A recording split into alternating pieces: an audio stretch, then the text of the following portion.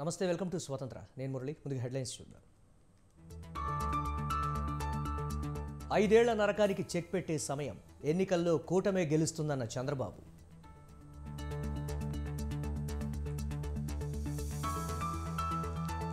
Triveni సంగమంలా TDP, Janasena, BJP కూటమి. YCP పాలన నుంచి ప్రజలకు కాపాడుతామన్న పవన్.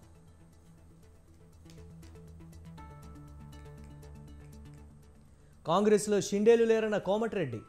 రేవంత్ వెనుక కుట్ర చేసేది ఎవరన్న ఏలేటి.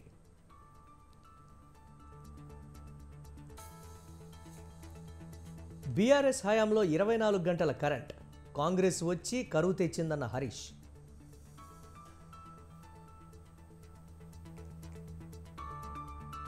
సిఏఏ, ఎన్ఆర్సీని అంగీకరించం. బీజేపీపై బెంగాల్ సీఎం ఫైర్.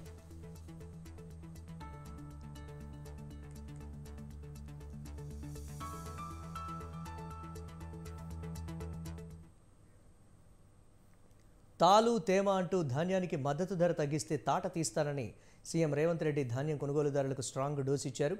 రైతుల కష్టాన్ని దోచుకుంటే ఊరుకునేది లేదని సీఎం హెచ్చరించారు. జనగామ మార్కెట్ యార్డులో అన్నదాతలను మోసగించిన 4 ట్రేడర్స్పై క్రిమినల్ కేసులు పెట్టాలని సీఎం ఆదేశించారు.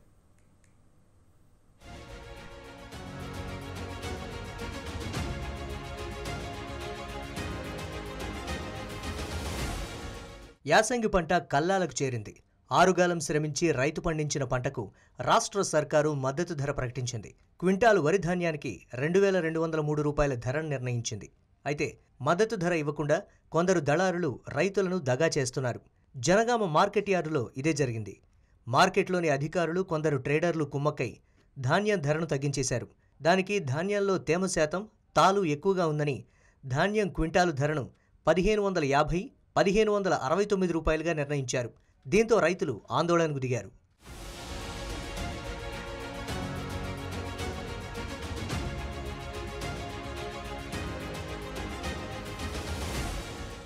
జనగామ మార్కెట్ యార్డులో జరిగిన దళారుల దందాపై సీఎం రేవంత్ రెడ్డి సీరియస్ అయ్యారు. రైతులను మోసం చేస్తే ప్రభుత్వం సహించదని సీఎం రేవంత్ అన్నారు. తాలు, తేమ సాకుతో ధాన్యం మద్దతు ధరను తగ్గించిన 4 ట్రేడర్లపై క్రిమినల్ కేసులు నమోదు చేయాలని అధికారులను ఆదేశించారు. దళారులకు సహకరించిన మార్కెట్ కమిటీ కార్యదర్శిని సస్పెండ్ చేయాలని జిల్లా కలెక్టర్ను ఆదేశించారు.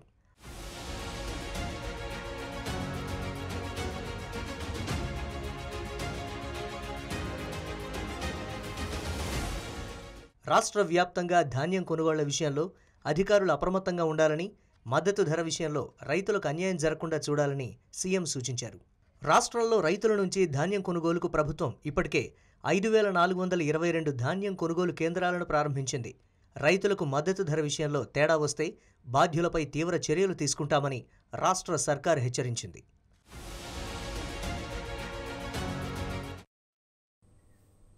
కాంగ్రెస్ అధికారంలోకి వచ్చింది, కరువు తెచ్చిందని విమర్శించారు మాజీ మంత్రి హరీష్ రావు.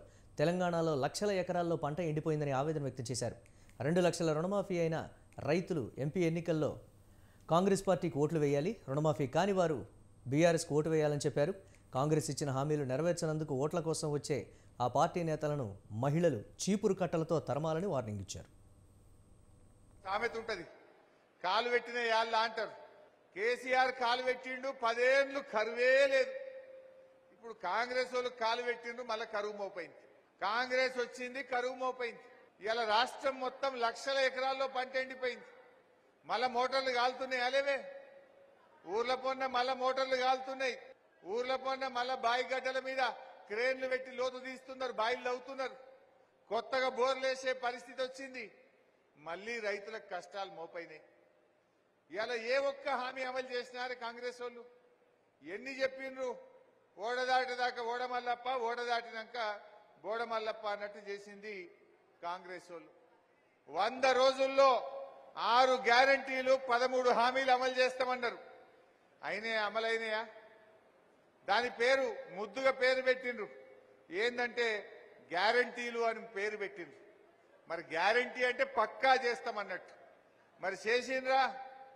6 గ్యారంటీలు అమలు చేస్తామని నమ్మబలికిండ్రు, నయ వంచన చేసింది. బీజేపీ నేత ఏలేటి మహేశ్వరరెడ్డి తీవ్ర విమర్శలు చేశారు. సీఎం రేవంత్ రెడ్డి రాజగోపాల్ రెడ్డి ఇంటికి వెళ్లేసరికి కోమటిరెడ్డి వెంకటరెడ్డి అభద్రతా భావంతో రేవంత్ను పొగుడుతున్నారన్నారు. తన మంత్రి పదవి పోతుందేమోనని భయపడుతున్నారని అన్నారు. షిండేలు లేకపోతే రేవంత్ రెడ్డి తన వెనుక కుట్ర జరుగుతుందని ఎందుకు అన్నారని ఏలేటి ప్రశ్నించారు. గత ప్రభుత్వం కంటే ప్రస్తుత ప్రభుత్వం చేసే అవినీతి అరాచకాలు ఎక్కువగా ఉన్నాయని అన్నారు. అవినీతికి పాల్పడ్డ వారిని కటకటాల వెనక్కి పంపిస్తానన్న ముఖ్యమంత్రి ఇప్పుడు లోపల సెటిల్మెంట్లు బయటకు వస్తున్నాయని సంచలన ఆరోపణలు చేశారు. రెడ్డి గారు హైదరాబాద్ నడిబొడ్డులో ఉన్నటువంటి 15 ఎకరాల భూమి గత ప్రభుత్వం అప్పటి ఎంపీ పార్థసారథి రెడ్డికి హెట్రో డ్రగ్స్ సంస్థకు సంబంధించినటువంటి కంపెనీకి ఇస్తే దాని మీద గత ప్రభుత్వం 571 జీవోని 14/9/2012లో జీవో ఇష్యూ చేస్తే దాని మీద గతంలో హైకోర్టుకు వెళ్ళడం జరిగిన సంగతి మీకు తెలుసు. దాని తర్వాత దాన్ని రివైజ్ చేసి 218 జీవో 1/12/2015 రోజు గత ప్రభుత్వం తీసుకొని దాన్ని మళ్ళీ కోర్టులో అప్పట్లో అక్షింతలు పడితే నెలకు 1,42,000 నుంచి 2 లక్షలకు ఎకరాన సంవత్సరానికి లీజును పెంచుకుంటూ మళ్ళొక జీవో 99 తీసిన సంగతి మీకు తెలుసు. దాని తర్వాత గుర్తు చప్పుడు కాకుండా మొన్న ఎన్నికల ముందు 140 జీవోను తీసి 25/9/2023లో దాదాపు 1,500 కోట్ల రూపాయల విలువైనటువంటి భూమి ప్రభుత్వ రిజిస్ట్రేషన్ విలువనే 505 కోట్లు. మార్కెట్ లో కనీసం 3,000-4,000 కోట్లు ఉంటుంది కానీ ఎంత తక్కువ పట్టుకున్నా 1,500 నుంచి 2,000 కోట్ల రూపాయల విలువైనటువంటి భూమి అది. అలాంటి భూమి 30 సంవత్సరాలు ప్లస్ రిన్యూవబుల్ 30 సంవత్సరాలకి కేవలం 2 లక్షల రూపాయలకి ఎకరాన సంవత్సరానికి దాన్ని వెంటనే బయటకు తీసినట్లు, వెంటనే ఆ భూమిని ఇన్వెస్టిగేట్ చేసినట్లు చేసి జీవో 12 విడుదల చేసి జీవో 12 ప్రకారం ఆ లీజును రద్దు చేసి అక్కడ ప్రభుత్వ భూమిగా దాన్ని ప్రకటించినటువంటి సంగతి నేను తెలియజేస్తా ఉన్నాను. రేవంత్ రెడ్డి గారు మంత్రి కోమటిరెడ్డి వెంకటరెడ్డి కీలక వ్యాఖ్యలు చేశారు. కాంగ్రెస్లో ఏక్నాథ్ షిండేలు లేరని స్పష్టం చేశారు. తమ పార్టీలో గ్రూపులు లేవని అన్నారు. అందరం రేవంత్ రెడ్డి నాయకత్వంలోనే పనిచేస్తున్నామని చెప్పారు. 5 ఏళ్లే కాదు మరో 10 ఏళ్లు రేవంత్ రెడ్డి సీఎంగా ఉంటారని తెలిపారు. ఏక్నాథ్ షిండేలను సృష్టించిందే బీజేపీ అని మండిపడ్డారు. కుల మతాల మధ్య బీజేపీ చిచ్చు పెట్టాలని చూస్తోందని విమర్శించారు. దళితుడిని ప్రతిపక్ష నేతగా సహించని పార్టీ బీఆర్ఎస్ అని దుయ్యబట్టారు. హరీష్ రావు, మహేశ్వర్ రెడ్డి నోరు అదుపులో పెట్టుకుని మాట్లాడాలని కోమటిరెడ్డి హెచ్చరించారు. ఎన్నికల ప్రచారంగా కార్యకర్తలు లేరు, ప్రజలు లేరు, వాళ్ళకి అభ్యర్థులు లేక హరీష్ రావు గారు ఈ ప్రభుత్వం ఎన్ని రోజులు ఉంటుందో తెలియదు. ఆయన ఇంకొక మహేశ్వర్ రెడ్డి అని ఒక ఆయన ఈ రోజు దీంట్లోనే 5 గ్రూపులు ఉన్నాయని చెప్పి ఆయన చిట్ చాట్లో మాట్లాడుతూ చేస్తున్న సందర్భంగా నేను ఒకటే మాట చెప్పదలుచుకున్నాను. మీరు విజ్ఞతతో మాట్లాడండి. మీరు ప్రజాస్వామ్యంలో ఎన్నికలు జరిగిన తర్వాత 5 ఏళ్ల వరకు ఆ ప్రభుత్వం ఉంటుంది.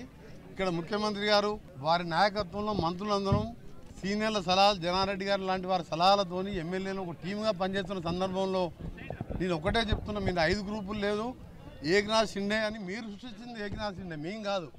మహారాష్ట్రలో ఎన్సీపీని శివసేనని చీల్చి ఎమ్మెల్యేలను కొని ప్రభుత్వాన్ని ఏడ్చుకొని ఏక్నాథ్ షిండేని సృష్టించింది మీరు.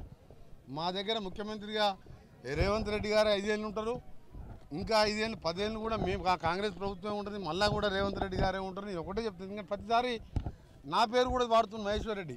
మీ పార్టీలో అంతర్గత విషయాలు. కేంద్రంలో కాంగ్రెస్ ప్రభుత్వం వస్తే దేశవ్యాప్తంగా మత కల్లోలాలు, కర్ఫ్యూలే ఉంటాయని కేంద్ర మంత్రి, తెలంగాణ రాష్ట్ర బీజేపీ అధ్యక్షుడు కిషన్ రెడ్డి అన్నారు. ఢిల్లీలో కాంగ్రెస్ గెలిస్తే మరోసారి కుటుంబ పాలన వస్తుందన్నారు. ఇండియా కూటమిలో ఐకమత్యం లేదన్నారు. ప్రతిపక్ష కూటమి అధికారంలోకి వస్తే 3 నెలలకు ఓ ప్రధానమంత్రి మారడం ఖాయమని ఎద్దేవా చేశారు. తెలంగాణలో కాంగ్రెస్ పార్టీ నాయకులు అన్ని వర్గాల ప్రజలను బెదిరిస్తున్నారని ఆరోపించారు. అధికారంలో ఉన్న పార్టీలతో ఎంఐఎం దోస్తీ చేస్తోందని విమర్శించారు. గతంలో బీఆర్ఎస్, ఇప్పుడు కాంగ్రెస్ పార్టీకి మద్దతుగా ఇస్తున్నారని మండిపడ్డారు. ఎంఐఎం పార్టీకి 2 ఎజెండాలు ఉంటాయి. తన నేర రాజకీయాలను, భారతీయ జనతా పార్టీని వ్యతిరేకించాలి. మనం చూస్తున్నాం, దేశమంతా అనేక సీట్లలో పోటీ చేస్తారు, కనీసం హైదరాబాద్లో కూడా పోటీ చేయరు. ఎందుకంటే గతంలో కేసీఆర్ మజ్లిస్ పార్టీ పోటీ చేసే సీట్లు తప్ప మిగతా అన్ని సీట్లలో పోటీ చేసేటువంటి బీఆర్ఎస్ అభ్యర్థులందరినీ సూట్ కేసులు ఇచ్చి నువ్వు దారుస్వాములలో కల్పించేవాడు. దారుస్వాములో కలిసిరాపో, ఇంకా ఆశీర్వాదం లేకావో, ఆయన కాళ్ళు పట్టుకో రూమ్లోకి పోగానే. బీఆర్ఎస్ పార్టీ ఓట్ల కోసం గత 10 సంవత్సరాలుగా మజ్లిస్ కాళ్ళ దగ్గర కూర్చొని సూట్ కేసులు ఇచ్చి దుర్మార్గపు రాజకీయాలు చేసింది. అధికారం కోసం ఓవైసీ బ్రదర్స్ కు కేసీఆర్ కుటుంబ సభ్యులు, బీఆర్ఎస్ నాయకులు వంగి సలాములు కొట్టేటోళ్ళు.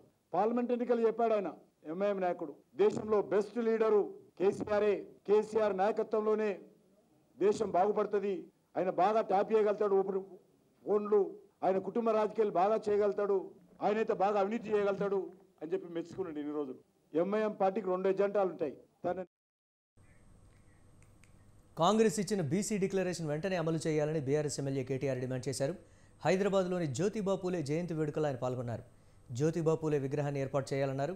విద్యా, ఉపాధి, రాజకీయాల్లో పూలే ఆలోచనలను ముందుకు తీసుకువెళ్లామని తెలిపారు. అలాగే బీసీలకు ఎక్కువ టికెట్లు ఇచ్చింది తామేనన్న ఆయన బడ్జెట్లో బీసీలకు 20,000 కోట్లు కేటాయించాలని డిమాండ్ చేశారు.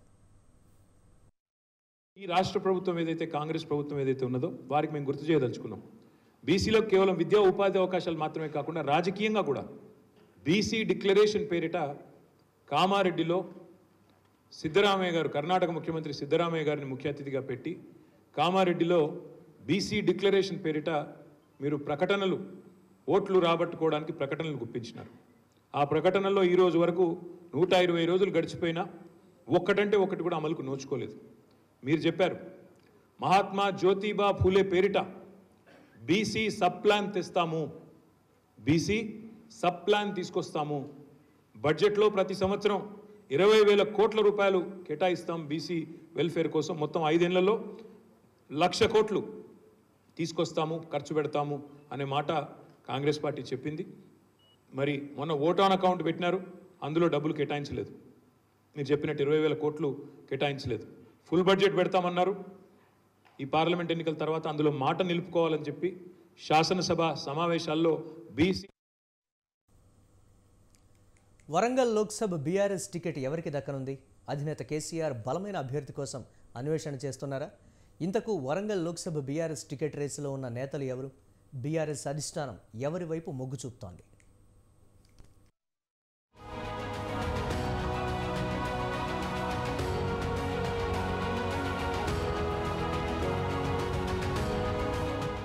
వరంగల్ లోక్సభ స్థానానికి బీఆర్ఎస్ అభ్యర్థి ఎంపికపై అధిష్టానం కసరత్తులు చేస్తోంది. స్టేషన్ ఘనపూర్ ఎమ్మెల్యే కడియం శ్రీహరి ఝలక్ ఇవ్వడంతో బలమైన అభ్యర్థిని బరిలో దించాలని గులాబీ పార్టీ భావిస్తోంది. ఇప్పటికే రాష్ట్ర వ్యాప్తంగా అన్ని లోక్సభ స్థానాలకు బీఆర్ఎస్ అభ్యర్థులను ప్రకటించింది. వరంగల్ లోక్సభ స్థానానికి కడియం శ్రీహరి కుమార్తె కడియం కావ్యను కేసీఆర్ తమ అభ్యర్థిగా ప్రకటించారు. అయితే అభ్యర్థిగా ప్రకటించినప్పటికీ కడియం శ్రీహరి తన కుమార్తె కడియం కావ్యతో కలిసి కాంగ్రెస్ పార్టీలో చేరారు. దీంతో ఇప్పుడు బీఆర్ఎస్ వరంగల్ లోక్సభ స్థానానికి అభ్యర్థి కోసం అన్వేషణలు చేస్తోంది.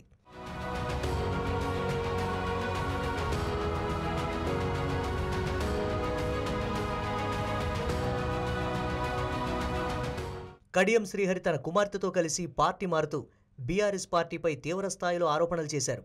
దీంతో కడియం కావ్యను ఓడించాలనే పట్టుదలతో బీఆర్ఎస్ అధిష్టానం ఉన్నట్లుగా చర్చ జరుగుతోంది. మరోవైపు వరంగల్ బీఆర్ఎస్ సిట్టింగ్ ఎంపీగా ఉన్న పసునూరి దయాకర్ కాంగ్రెస్ పార్టీలో చేరారు. ఇక వర్ధనపేట మాజీ ఎమ్మెల్యే ఆరూరి రమేష్ సైతం బీజేపీలో చేరి వరంగల్ ఎంపీ అభ్యర్థిగా పోటీ చేస్తున్నారు.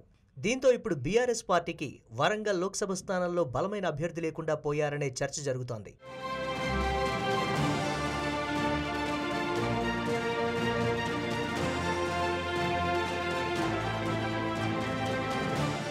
వరంగల్ లోక్సభ అభ్యర్థిగా ఎవరిని బరిలో దింపితే కడియం కావ్యకు చెక్ పెట్టవచ్చు అనే దానిపై గులాబీ అధినేత కేసీఆర్ కసరత్తులు చేస్తున్నారట. స్టేషన్ ఘనపూర్ మాజీ ఎమ్మెల్యే తాటికొండ రాజయ్యను తిరిగి పార్టీలోకి తీసుకుని వరంగల్ బరిలో నిలపాలనే దానిపై సమాలోచనలు జరుపుతోంది. తాటికొండ రాజయ్య అయితేనే కడియం కావ్యకు, ఆరూరి రమేష్కు ధీటైన అభ్యర్థి అవుతారని బీఆర్ఎస్ వర్గాల్లో టాక్ వినిపిస్తోంది. తాటికొండ రాజయ్య బీఆర్ఎస్ పార్టీకి రాజీనామా చేసి కాంగ్రెస్ పార్టీలో చేరాలని భావించారు. కానీ కాంగ్రెస్ పార్టీలో చేరకుండా కొంతమంది నేతలు అడ్డుకోవడంతో రాజయ్య స్తబ్దుగా ఉన్నారు. ఈ నేపథ్యంలో తాటికొండ రాజయ్యను తిరిగి బీఆర్ఎస్ పార్టీలో చేర్చుకుని వరంగల్ టికెట్ ఇచ్చే అవకాశం ఉందని ప్రచారం జరుగుతోంది.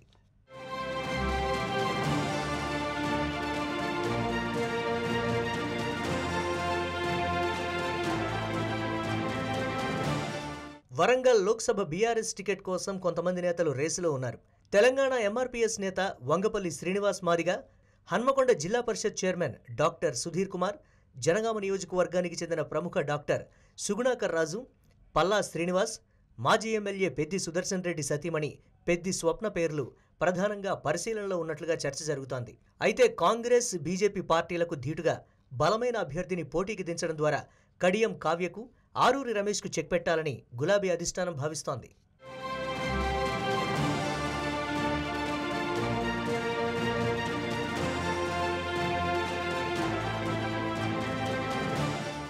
వరంగల్ లోక్సభ స్థానంలో బలమైన అభ్యర్థిని పోటీకి దించి సత్తా చాటాలని చూస్తున్న బీఆర్ఎస్ అధినేత కేసీఆర్ ఈసారి ఎవరికి అవకాశం ఇస్తారు? తమ పార్టీ నుండి వెళ్లి కాంగ్రెస్, బీజేపీ అభ్యర్థులుగా పోటీ చేస్తున్న వారికి ఎలా చెక్ పెడతారో వేచి చూడాలి.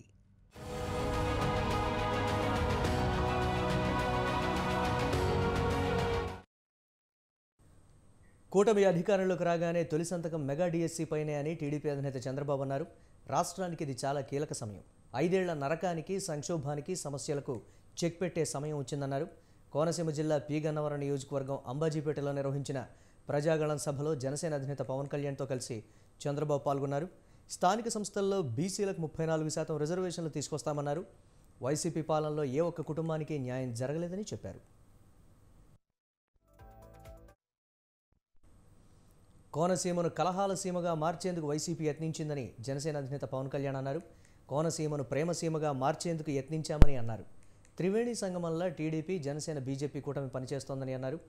5 కోట్ల మంది ప్రజలను కాపాడేందుకు కలిసి పనిచేస్తున్నామని పవన్ చెప్పారు.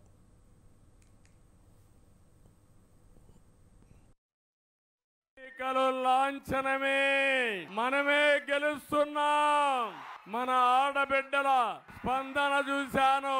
వీర వనితలైతే ఎప్పుడెప్పుడు పోలింగ్ వస్తుందా గాజు గ్లాసు ఓటేసి తద్వారా జగన్మోహన్ రెడ్డి గుండెల్లోకి పంపించాలని మీరు చూస్తున్నారు.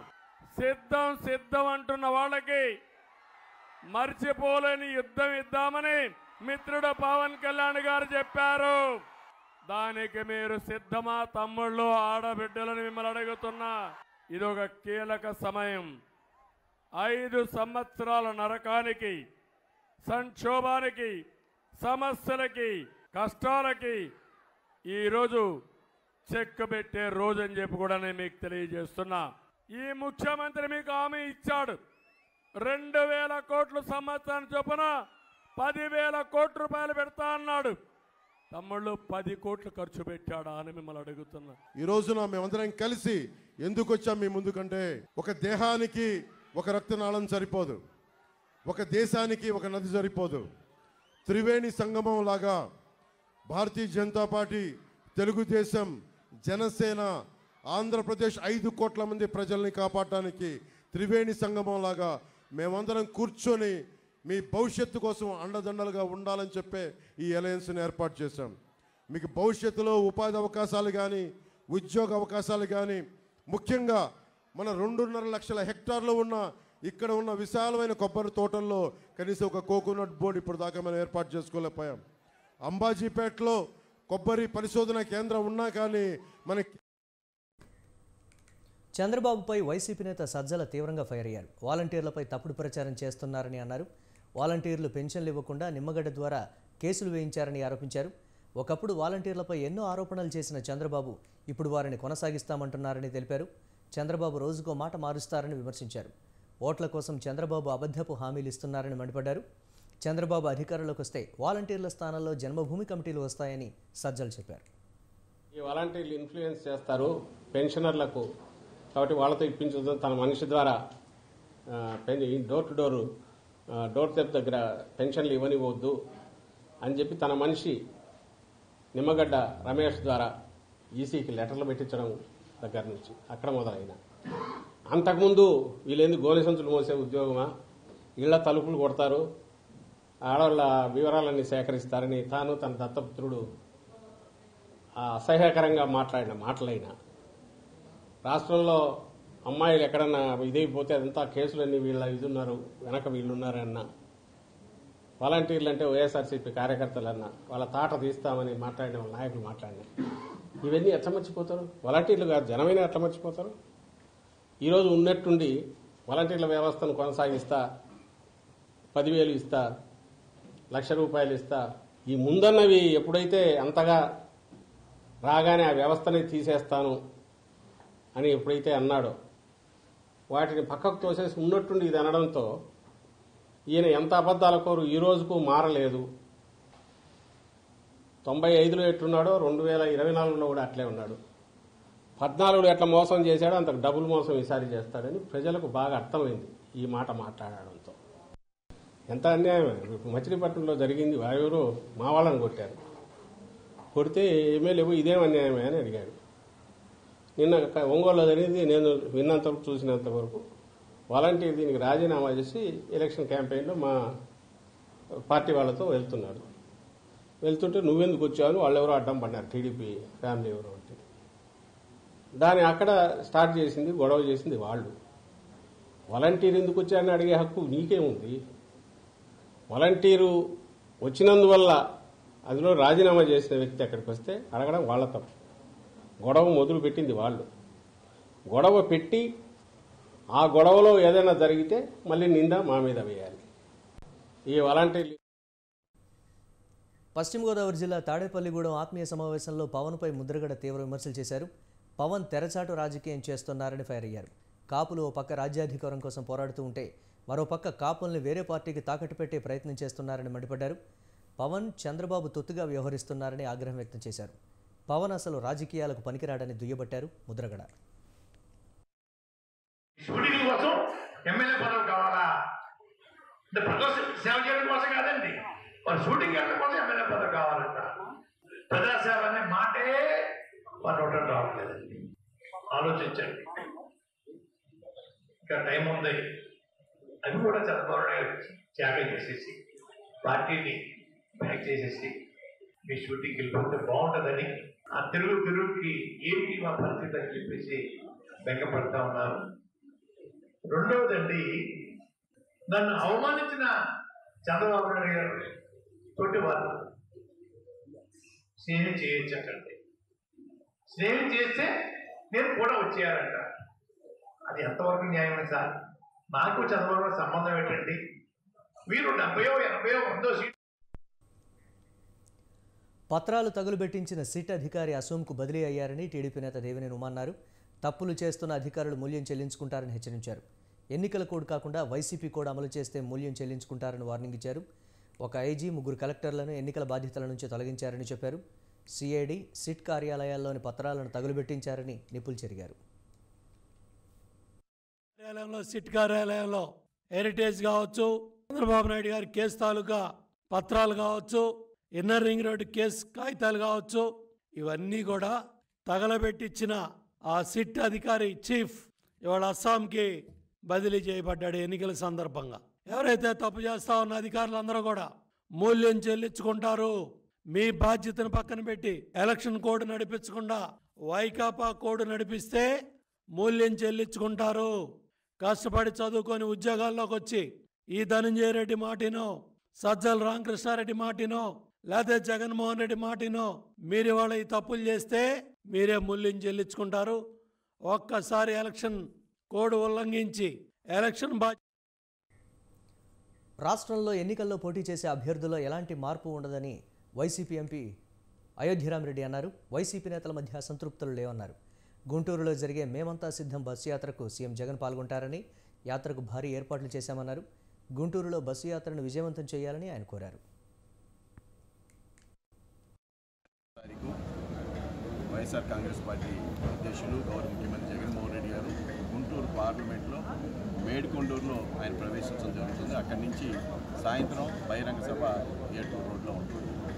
సో 7 నియోజకవర్గాల నుంచి కూడా పెద్ద ఎత్తున పార్టీ క్యాడర్ కానీ, నాయకులు కానీ, ప్రజలు కూడా జగన్మోహన్ రెడ్డి గారు ఏం చెప్పబోతా ఉన్నారు, జగన్మోహన్ రెడ్డి గారు ఏదైతే ఈ రాష్ట్ర ప్రజలను ఉద్దేశించి మాట్లాడబోతున్నారో కూడా అందరూ ఆసక్తిగా ఎదురు చూస్తూ ఉన్నారు.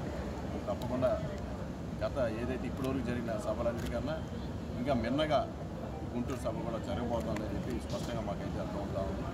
అది ఈరోజు జగన్మోహన్ రెడ్డి గారు ఒక ప్రపంచం మళ్ళీ 2019 ఏ విధంగా చూసామో ఆ విధంగా మళ్ళీ రాబోతారు. అసలు రాజకీయం తెలియదు, ఇవాళ ఏది మాట్లాడాలి, ఏది ఒక అనుభవించినట్టు మాట్లాడాల్సిన మాట. సో ఇతను ఏదో అమెరికా నుంచి వచ్చాడు, నాకు డబ్బులు ఉన్నాయి కాబట్టి ఏదైనా మాట్లాడాలంటే అది చెల్లుబాటు కాదు. ప్రజలు దీన్ని పూర్తిగా గమనిస్తారు. అనే ఒక మానసిక ఇది ప్రజలు బాగా గమనిస్తారు. సిద్ధం మేమంతా సిద్ధం సభకి భారీ ఎత్తున ఏర్పాటు చేస్తూ ఉన్నారు. నిన్న పల్నాడులో చాలా భారీ ఎత్తున జరిగింది. దానికి మించిన స్థాయిలో జరపాలని ఇక్కడ గుంటూరు మేమందరం కూడా గుంటూరు జిల్లా స్థాయిలో సమావేశమయ్యాం.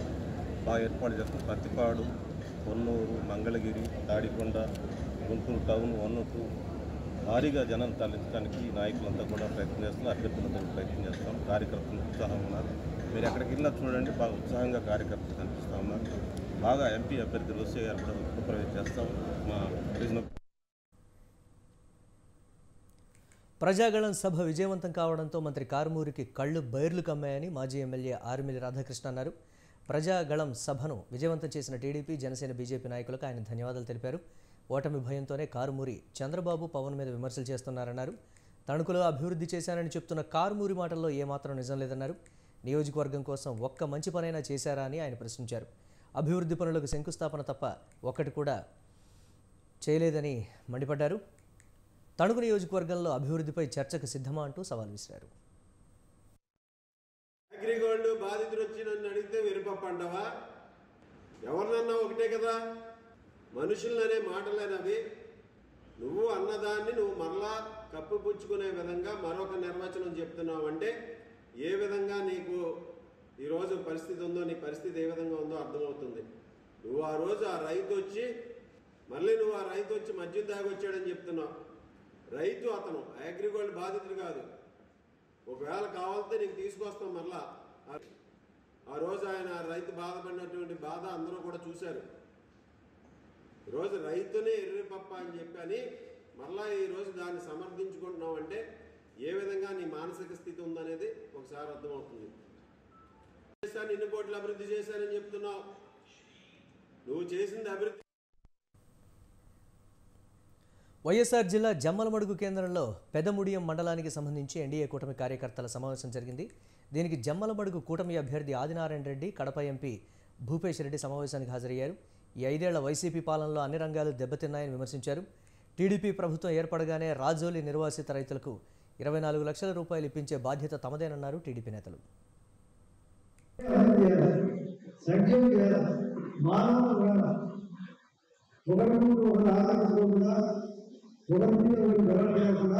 అభివృద్ధి చేసే సంక్షేమం అభివృద్ధి. ఈ 5 ఏళ్లలో ఈ పనులు ఎన్ని శాతం జరిగినా చెప్పండి.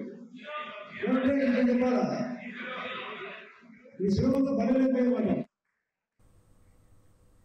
మహాత్మా జ్యోతిరావు పూలే 198వ జయంతి సందర్భంగా అంబర్పేటలోనే ఆయన విగ్రహానికి పూలమాల వేసి నివాళి అర్పించారు.